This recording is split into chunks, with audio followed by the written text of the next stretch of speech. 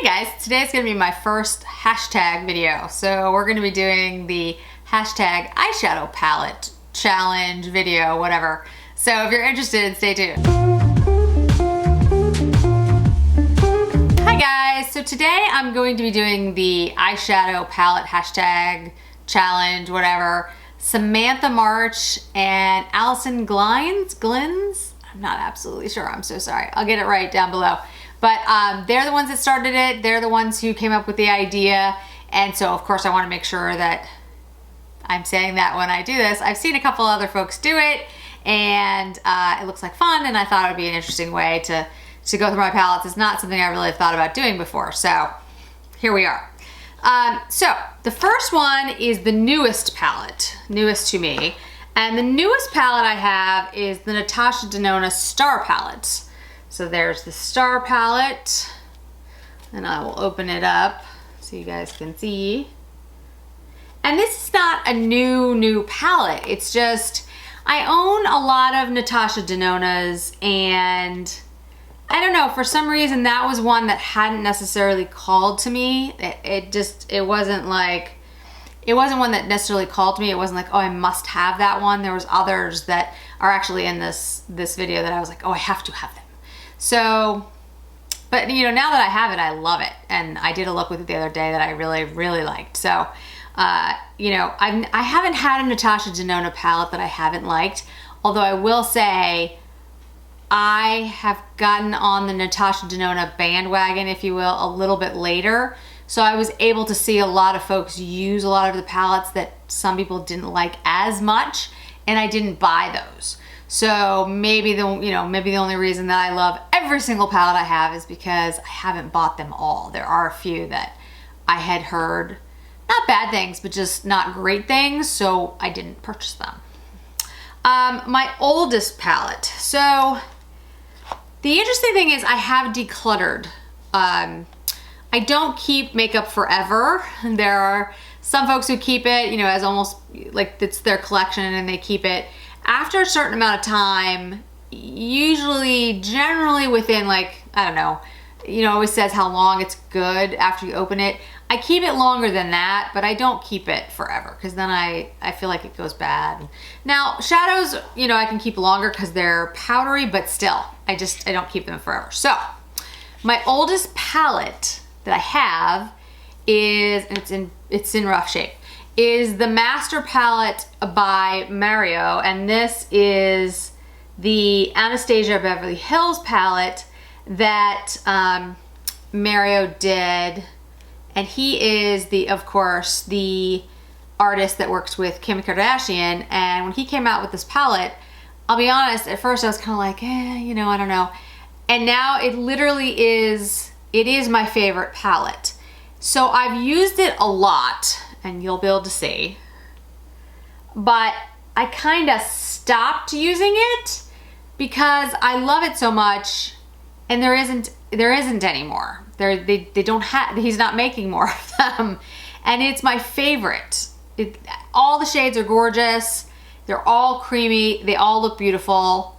I mean, really, just stunningly beautiful. So I'm trying to use it sparingly, which is kind of stupid because it's like, it had like a 6-month shelf life, and this is a lot longer than 6 months. So I'm just trying to store it carefully so it doesn't go bad, because I love it. Love it, love it, love it. My most expensive is my Natasha Denona 28 pan palette. This is the green brown. The green brown, I've kept it in its little white cardboard. I have obviously used it, and I open it and then I just close it back up because I don't know why, because I'm paranoid about those particular palettes. But it is very expensive, totally worth it. My favorite large palette that I have is that one. So would I spend the money again? Absolutely, without question, no doubt about it, but it is my most expensive. My most affordable is probably this one. It's my Maybelline Nudes of New York palette. I'll show it to you. And I don't know, I think it was like $12. I'm not exactly sure, but I can find out. And I love that palette. All the formula is great. All the colors are nude, so they work really well. They're beautiful. They go on great. I did a video like really early on about great products under $15. I'm pretty sure that was in that one. And I have a look on it. Looks, I mean, it looks really pretty. It's a really gorgeous palette. I don't know if it's still available. I assume it is. I think I got this one at Target. Maybe Target, maybe CVS. I don't remember. But honestly, I love this palette. I think it's gorgeous. I think the color story is beautiful. They all go on perfectly. The shimmers are beautiful. The mattes are beautiful. And I think it was like 12 bucks or something like that. So it's my least expensive, but it's a really good palette. Everyday. So I would say my everyday is the Viseart Neutral Mattes palette. And I wouldn't say that I use this one the most because I actually haven't had it that long. But the thing about the Viseart palettes, especially this neutral one, this is an everyday. I mean, you could use this every single day. You could come up with different color stories. You could just use these three. You could use these three. You could use these. You could go this way. I mean, and they're all the mattes go on beautifully. They're all neutral, so they're not gonna clash with anything. You could, and these are, I mean, they're neutrals. They're not neutral warm, neutral cool. They're just neutral, and they kind of, you would find a way for it to go with pretty much anything. So if you're looking for an everyday, really good, core, basic palette, I can't think of anything better than that one. If you really love shimmers, it's not gonna have it in there, but when I think of everyday, that's kind of what comes to me, I think. Anyway, colorful. So this was a tough one for me, and what I realized is I don't have any colorful palettes, and I need some. I have some colorful quads, and even in that case, they're not really that colorful. Like I think it's The Last Dance. Is it The Last Dance? I'll have to get the name. From Tom Ford, which has a really beautiful like aqua color in it, like shimmery aqua, which is gorgeous. But the rest of the quad isn't that colorful. And again, it's a quad, it's not a palette. So I don't really have anything that's really that colorful. So I need to get on that. I need to find something colorful and I need to buy it because that's sad. But the most colorful one I have is Natasha Denona's Metropolis. So there's, I mean, I think it's somewhat colorful, right? I think there's some shades in here that would be considered colorful. I actually have used this one quite a lot. I really like the Metropolis palette. But I mean, I guess it's not super colorful, but you've got the really bright blue here and this aqua, and you've got some yellows and golds, and so I think it qualifies. But I agree, I need to expand my horizons a little bit.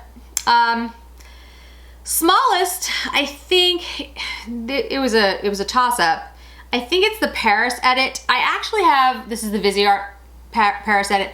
I have the Petite Pro as well, but the Petite Pro, although tiny, has 6 shades.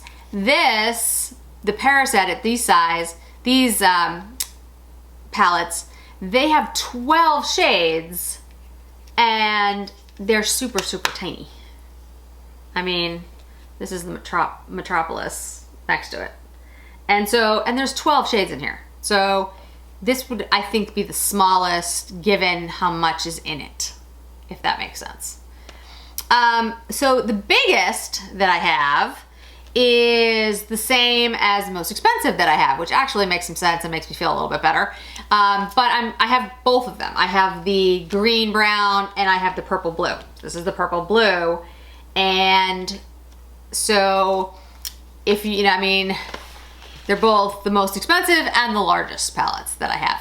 I don't have any of the Norvina palettes. I don't have any of the Morphe, huge palettes. I don't have any of those. And it's not to say that I would never buy one. It's just 28 shades seems like a lot to me. I don't know what I would do with more than that on one palette. It's not that I couldn't come up with looks from it, of course, but I personally don't necessarily like that many shades. Just me in one palette. It's not to say I'll never buy one, but for now, Anyway, so best memory, I don't really have memories necessarily tied to my makeup. There's some, but the thing that did hit me was that there are memories tied to the product name on this, if that makes, this is gonna be a little confusing. So this is the Pat McGrath Mothership 4. This is the Decadence palette, but this is the Star Wars version. And the reason I would say best memory is Star Wars came out when I was a small kid. I was 5 years old. I went with my mom and dad to a drive-through to see it.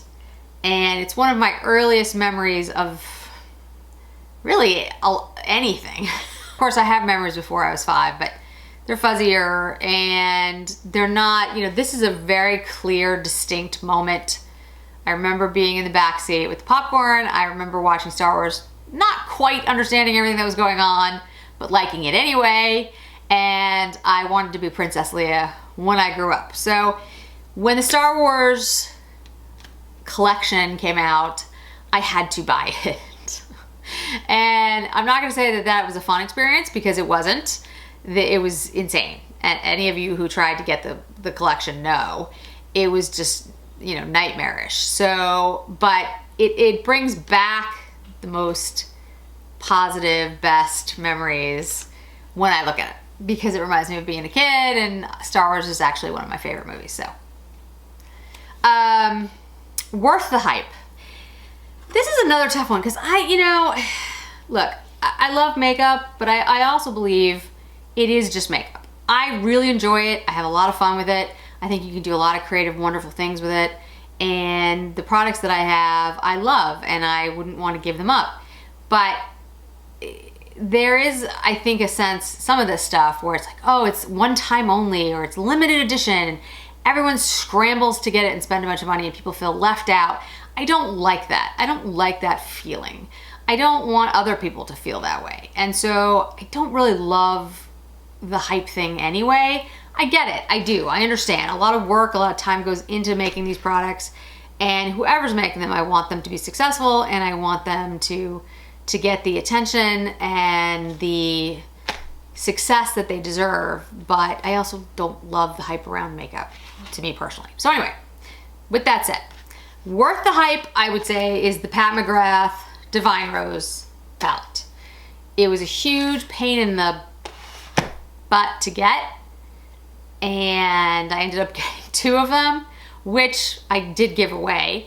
One to one of you guys, which is great, but it was just the whole thing was just a huge mess. But the product is worth the hype around it. It is a beautiful product, and it's like all of the other motherships. It's gorgeous. The packaging is gorgeous. The formula is gorgeous, but it's also the most wearable of all her motherships, in my opinion. I think pretty much anyone could wear it. It's a little less daunting, and so worth the hype. And here's the interesting thing on the other side of it.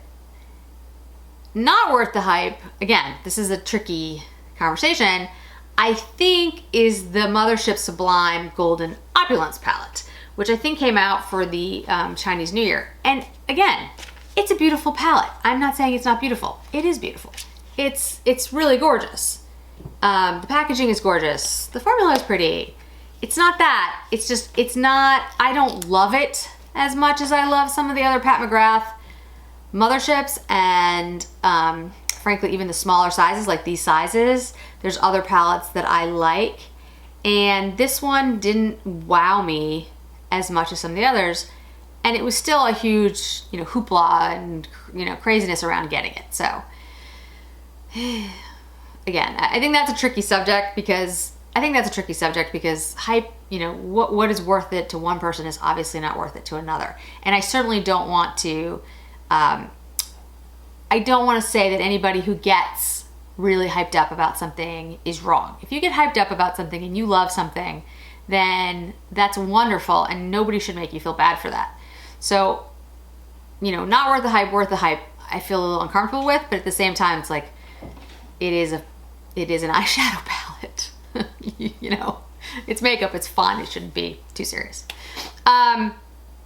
Favorite from my favorite brand and most used. So these are both Natasha Denona. My favorite from my favorite brand is the Mini Glam palette from Natasha Denona. It's this tiny little palette. I love it because it's Natasha Denona's actually my favorite eyeshadow brand. I love her shadows. I think they're the most wearable and beautiful, and they have great shades, and I love every single one of her palettes that I have. I think this Mini Glam palette is perfect. I travel with it when I traveled. I just think it's gorgeous. The Camel palette was a close runner-up. I couldn't quite pick the Camel because the Glam is I really like the way it looks on me personally with my coloring, but again.